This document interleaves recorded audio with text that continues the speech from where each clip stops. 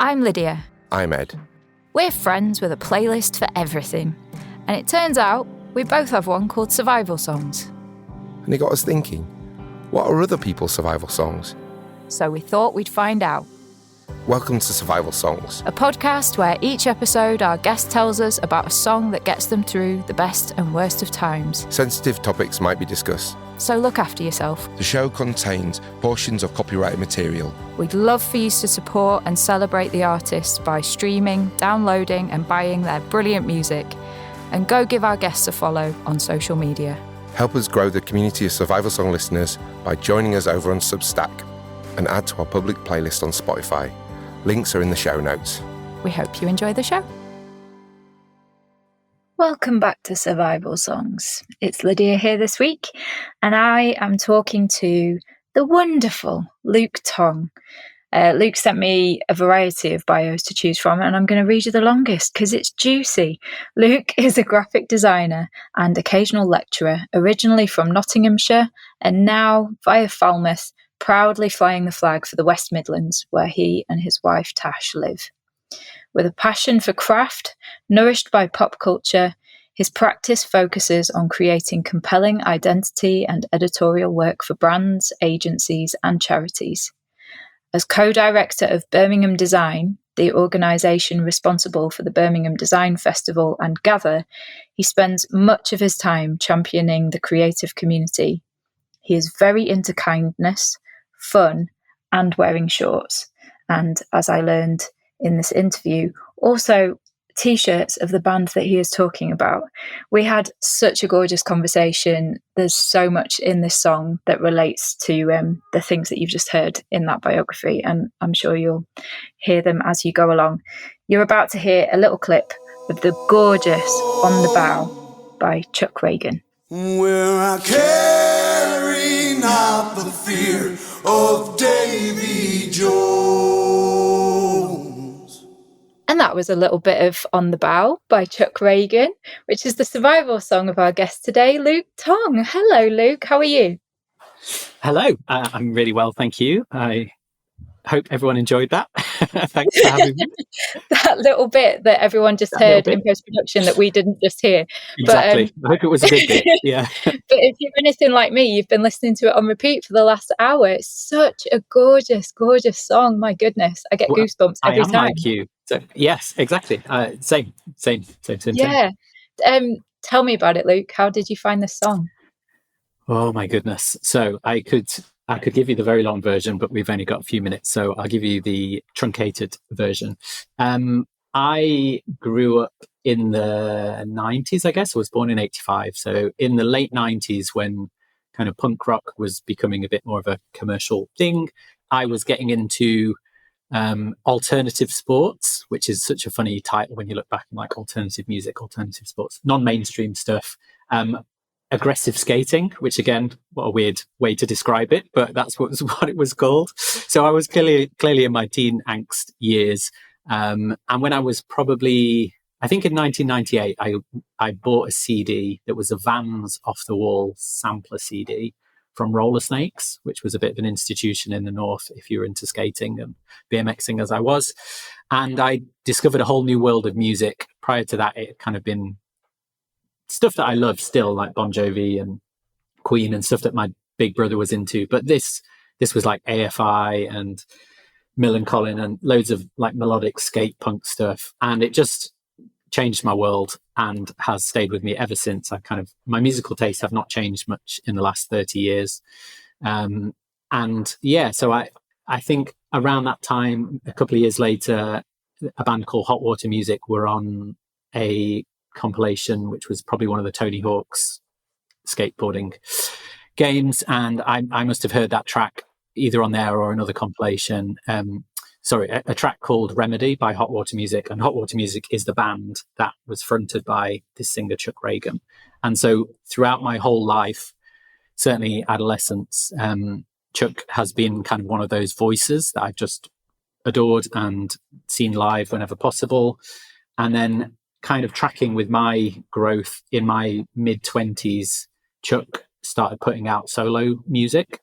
And so I was at lots of kind of punk singers, frontmen from bands started becoming more folk solo singers in that season. It was kind of a bit of a thing that he really instigated, or was the first of people to do that. And I suppose that kind of tracked with my tastes changing a little bit and being more open to things that wasn't just shouty music in my shouty younger days. And I went to see the Revival tour, which we can talk a bit more about, in 2010, 11, 12, for a number of years when it happened. And this was just a song that, as people will have heard, the music stops and a group of singers come together and do this a cappella, really raw, emotive, very short, like less than 2 minutes long, this song that Chuck had written. But it encapsulates so much for me about that community, about that music genre, about my relationship with that music, about so many kind of points in my life. So it was an easy pick for me, although there were so many songs I could have chosen. That just really stands out. And it's also my ringtone. It's my alarm tone. So in the morning, Chuck sings "I Woke One Morning," and that wakes me up. And I've not got bored of it. And I've had that for several years. So yeah, it's just a very special piece of music. Yeah. You're the first person to send me like 5 different versions of it in the run up to having this conversation. They were like, keep listening to it. Here's another one. Yeah. And here's one with a woman, and here's one that's 4 minutes long because they're taking their time. And it never ever fails. Like, I thought the streaming service one was amazing, but then you send me 3 or 4 live versions, and it's just time stopping, isn't it? Do you have a go-to, or is that too big a question? Is there a version where you're like, this is it, really? So I'm a sucker for good musical production. So I really like the studio version that's like the real authentic one. And the musicians that are singing, the singers that are on that track with Chuck, their voices really come through in beautiful ways. There's a singer called Dave House who's from a band called The Loved Ones, and he hits these like really higher pitched, just really beautiful notes, and that comes through on that proper studio recorded version. So I think that's the one that I can just listen to and not get bored of. But I do still watch some of those videos on YouTube to get the vibes and relive those days. Sadly, the Revival tour didn't last for too many years. And so I feel like it was a very special point in time. And actually having those videos to look back on is really lovely, as well as having the kind of songs that never age. Well, it sounds like a total time capsule of a song for you, because it stretches so far back, and then there are these live music moments since. You've grown up together by the sounds of it. Yeah.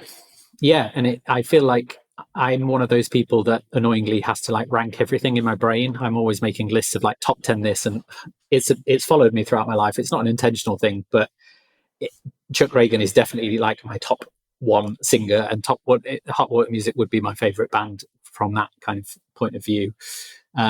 So it's a voice that's been with me for 20 so years. And I feel like unless people really know that music or have given some time to listening to that, you won't appreciate quite like what a weapon Chuck's voice is. It's this like incredibly rich, deep, gravelly. It's like gravel. I don't know. It's incredible. His voice is amazing. When you see him live, you really get that. I think there's something really lovely about when a song kind of aligns with how you see the world, or the singer does. And I feel like Chuck, he's all about camaraderie and community, and the tour really epitomized that. It's very without ego. It's people just singing together and sharing. And yeah, it resonates on a lot of levels. I can hear that. Yeah, you're a place-based guy, and it sounds like the whole vibe of the content of the lyrics and the way it was shared with the world both resonate with that.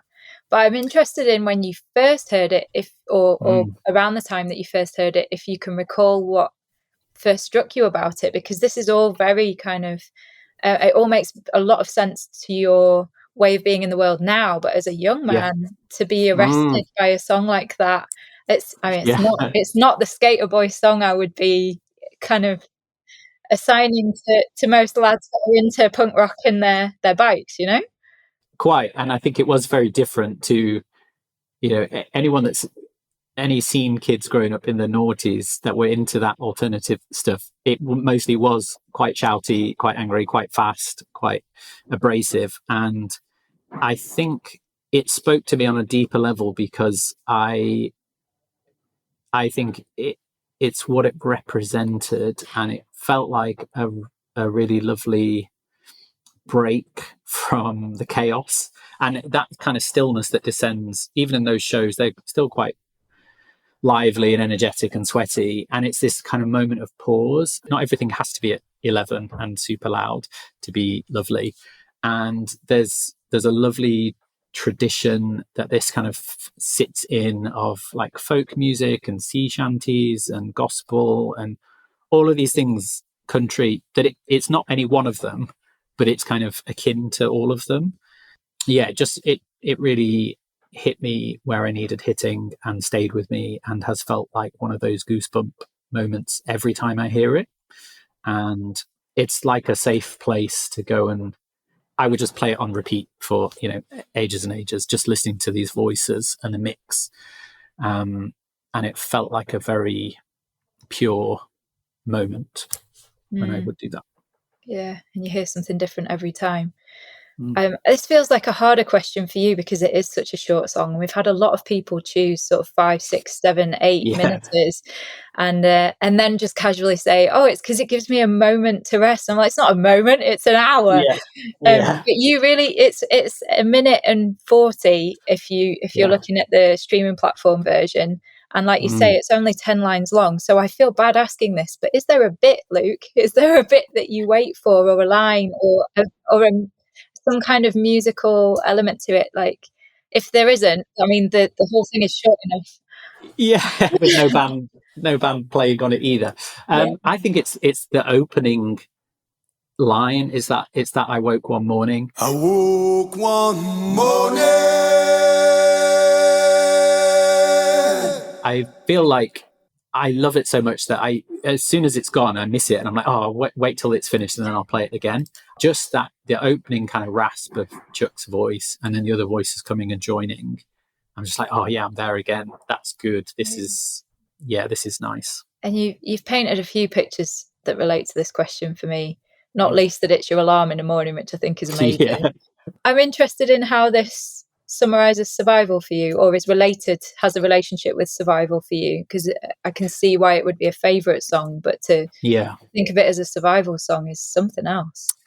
Yeah, and there's definitely songs that are more more emotive in their lyrics, for instance, that I love, that I would think, oh, that makes me feel sad, or that makes me feel happy, or I think it's the bigger picture of what this song represents. And it is that there's a real community is such a esoteric, hard thing to pin down, but I think you see it really distilled and like crystallized when you go to shows like the Revival Tour and you see singers singing together and an audience and the interplay, and you're there with friends or loved ones. Those moments of interaction and live music can be really transformative and special. And over a period of time, they kind of fall into lore and folklore and myth in your life of like these magical times and these experiences that you've had with people. And to be able to kind of, for me, it's like a bottling of that. And it's this harmony and this togetherness and this blend that speaks to me of what that scene is all about, which is about all of those things, togetherness and brotherhood and camaraderie, and not being like, who's the front man and who's the... When you see them sing it live, Chuck will often step back from the microphone because he's got such a big voice, and it lets all of the others kind of find their place. And I feel like there's so many metaphors and like beauty in that as a picture of how life can be with people, that I hear those notes and I get like friendship and warmth and community and togetherness very quickly. And that, I feel like that's what makes it a survival song for me. It fills me with those feelings to get through tough times, or to feel a bit of hope in the face of uncertainty or adversity. What I'm hearing is that you're kind of you're spotting a model of hospitality. It's like he's hosting a stage full of people. Can I assume that the group around him changes? So like there'll have been all sorts of people over the years who've sung those extra harmonies. He just pulls up whoever's around. But the container is there for people to take part. So there's a way of doing it, and it's he's driven the bus up and he's opened the doors and everyone's jumping in and going for, that journey. And that's what what made it a really special experience, because you knew you would never see these specific group of people together again. When you know that this is a one-off, that feels really special. So many of those singers that were on those tours were my favorite singers from other favorite bands. So to get this kind of stripped back, raw, more vulnerable performance from them, and for them to be doing it together with this real sweet spirit of unity, they would just wander on and off stage and start singing in the middle of each other's songs. And you don't get that at shows normally. You might get like one person comes out and plays one song with another band, but it really did feel like that communal thing. So yeah, you're bang on with what you've just said. Yeah. Well, I hope I'm not reaching too far, but it feels very, very resonant with how you work and the kinds of spaces that you lead, or the kinds of invitations that you extend, just from the bits that I know about the work that you do. I'm sure that this song maybe played a role in some of that feeling fueled, if not possible. But like you won't have been making that work forever, so you've probably had the song longer than you've been making the spaces. Yeah, I think you're right. I think that I try and spot the parallels, and sometimes they're there and sometimes they're not. But that piece about togetherness and unity and shared experience. This year I helped run a design festival, and there were so many parallels with like the live music experience that I was just seeing and feeling and just thinking, oh, this is like our version of that. And it's not quite the same, and it is a different thing, but it's as close to that feeling of shared experience and joyful community thing that I'll ever get to, because I'm not a musician and I'm not in a band. The nearest I get is doing their logos. So yeah, there's definitely learnings and parallels and a kinship there of how I want us to approach that kind of community work, and how I see that playing out in this kind of music and this kind of scene. Definitely. Yeah. I've absolutely loved this conversation. We've alluded to your work a little bit, but if people want to find out more about what you're doing and what's coming up for you, where would they go looking for that? LukeTonge.com is the easy answer.